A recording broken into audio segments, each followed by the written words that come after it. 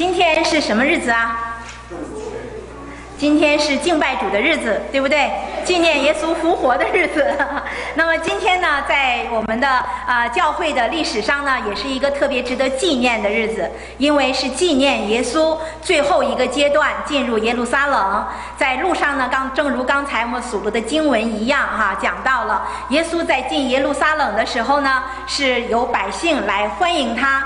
那么有人把衣服铺在路上，有人贡献了自己的驴驹，耶稣骑在其上。那么也有百姓们呢，举着棕树枝呢，夹道欢迎耶稣进入耶路撒冷。所以呢，这个主日呢，也就是复活节之前的这个主日呢，在教会的历史上被称为棕枝主日啊。我们大家每个人是不是手上都有一个棕枝啊？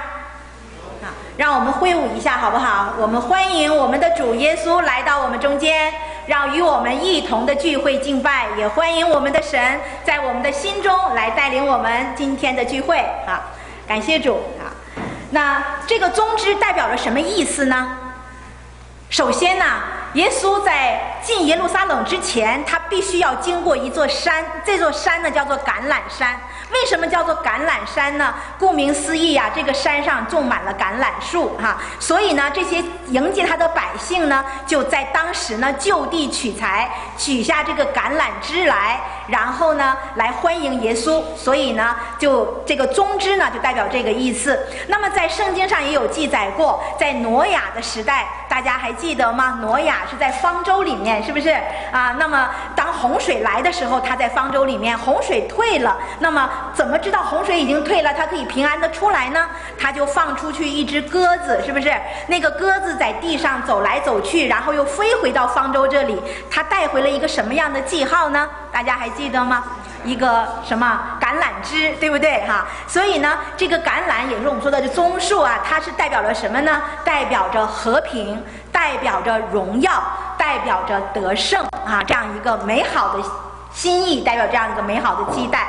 那么在当时耶稣进入耶路撒冷的时候，百姓非常的欢喜，他们迎接耶稣来到他们中间做王迎接耶稣。因为什么呢？像刚才我们所读的经文里面特别的提到，这些百姓为什么要这样的迎接耶稣呢？他怎么不迎接别人呢？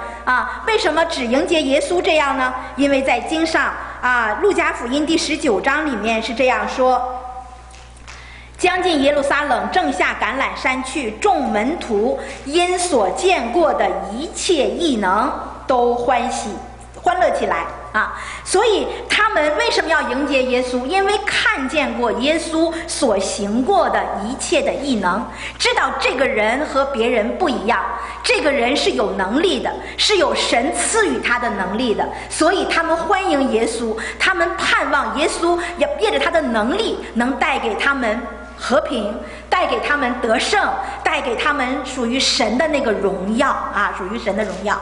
在这样的一个阶段当中呢，他们这个期待是美好的，可是我们不能忽略掉他们的这个期待里面有一个问题。问题是什么呢？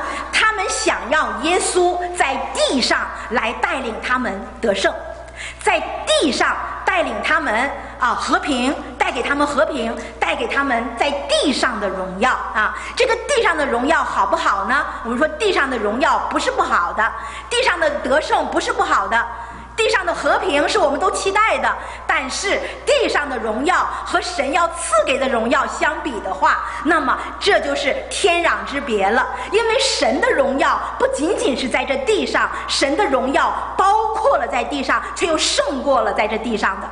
神的荣耀要胜过这一切的捆绑，一切的罪恶。人看到的是什么？以色列人他们当时渴望的是，因为看得见的是地上，在地上是有罗马人来压迫他们，他们渴望从罗马的统治底下得自由，所以他们期待的是让犹太人能够从罗马的这个殖民的底下能够完全的得自由独立出来，这是他们的期待。但是上帝看到的是什么？人被捆绑不是罗马人的问题，而是人的罪的问题，让世人都落在了罪的权下，罪的捆绑，罪的后果导致的人互相的杀戮，导致的人对权柄的在乎，导致了人间各样的不幸的事件的发生。所以上帝的国，神的得胜不仅仅是要胜过一个政权，胜过一个政治纲领，神要得胜是要胜过罪恶，胜过罪恶对人心的控制，对人类这个思想的捆绑。神要给我们的是这个神的国度。那么当时的百姓，他们多么的渴望耶稣带领他们在地上的时候就能够得自由得释放呢？所以他欢迎高呼，那奉主名来的王是应当称颂的。他们非常的快乐，在至高之处神得荣耀了，因为我们是上帝的选民，所以上帝就应该恩待我们。因为我们有祖宗敬畏上帝，所以我们得了祖宗的恩庇，所以我们就应该得上帝的祝福。所以他们是这样的期待。所以说把荣耀归给神，地上平安归给什么？属神的人。换句话说，就是亚伯拉罕子孙，就是他们当时的犹太人，他们是这么认为的。所以当耶稣没有顺服他们的心意的时候，他们结果怎么样呢？在这事隔几天之后，也就是不出过1个星期，5天之后，就高喊着把耶稣钉上十字架。因为这个人他不顺了我们的心意，因为这个人和我们所期待的不一样，所以前面喊何撒那荣耀归给神，后面就喊钉他十字架。这个人是扰乱民众的，这个人是要做犹太人的王，是一个自称神的儿子，他是亵渎神的，所以他们就把耶稣钉上了十字架。因为神赐予耶稣的能力和异能没有照着人的心意来为人行使权柄，所以人不能接受，这是一个这样的一个结局哈。所以我们看见在这篇的圣经当中，刚才我们的经文里面，人是这样的期待神有这样的一个结果，可是耶稣又看到了什么呢？当耶稣来到这个从橄榄山下来要进到耶路撒冷的时候，他远远地看到了耶路撒冷圣城。这个城市是上帝所拣选的，这个城市是神的殿建在其上的，神的殿那里面有约柜，就是神施恩座有设立在其中的，那里面代表着上帝与人的同在，代表着神愿意怜悯人，愿意施恩典给人。所以当耶稣看到说这是神的拣选，这是神的心意，这是神美好的赐福的时候，他看到这座城，然后他怎么样？圣经上是怎么说的？我们一起来看，在19章里面，耶稣第1节41节说，耶稣快到耶路撒冷，看见城，就为他哀哭人因着耶稣的异能和神迹欢呼欢迎耶稣。耶稣看到他上帝所拣选的城，看到这个城里面的民，然后他在哀哭。在整本的福音书里面，4福音一共在圣经上有4福音书，4福音里面有3个地方记载了耶稣为耶路撒冷城和城中的百姓哀哭，这是其中的一处。另外一处呢，是记载在路加福音的第13章里面，第13章第31节到第35节当中大家可以听我读出来，有圣经的可以打开你们的圣经，我们来看在路加福音的13章31节这样说：正当那时，有几个法利赛人来对耶稣说，离开这里去吧，因为希律想要杀你。耶稣说，你们去告诉那个狐狸说，今天明天我赶鬼治病，第3天我的事就成全了。虽然这样，今天明天后天我必须前行，因为先知在耶路撒冷之外丧命是不能的。耶路撒冷啊，耶路撒冷啊，你要杀害先知，又用石头打死那奉差遣到你这里来的人。我多次愿意聚集你的儿女，好像母鸡把小鸡聚集在翅膀底下，只是你们不愿意。看哪，你们的家成为荒场，留给你们。我告诉你们，从今以后，你们不得再见我，只等到你们说奉主名来的是应当称颂的。